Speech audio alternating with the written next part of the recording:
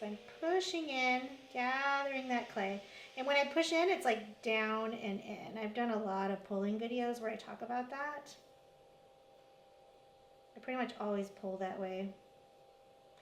And right now I'm using a sponge. Sometimes I just like to use a sponge. It just depends on the day. So we're already kind of at a 90-degree angle, but I would like to have a little more height on this guy. This is 1.5 pounds of clay, so it really should be taller. And I'm gonna go ahead and push down on the wheel head and in.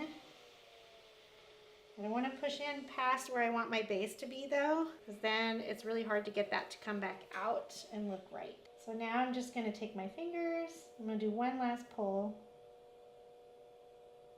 easing my pressure as it gets thinner. So like wherever there's thicker clay, you can push harder. Wherever there's thinner clay, you push less.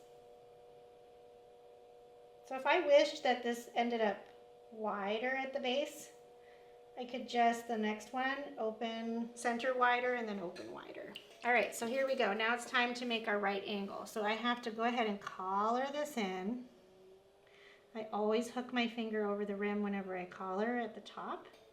That just helps it not buckle. All right, so I'm gonna go ahead and get this water out. All right, so now if I had a skirt of clay out here, I would wanna cut that away. Let me demonstrate. I would just go ahead and use my wooden rib and cut all the way down to the wheel head.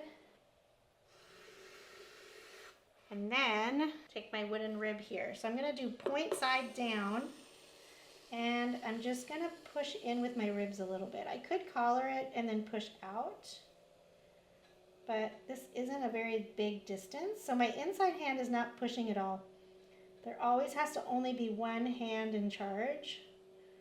And right now my one hand in charge is my right hand, my outside hand. It's not a perfect right angle, but I'm gonna push it in just a little bit more. This wooden rib is gonna be what gives you that perfect straight side. And all the way down. And it's important to get rid of that skirt first. And that's pretty much it. We got our right angled pot.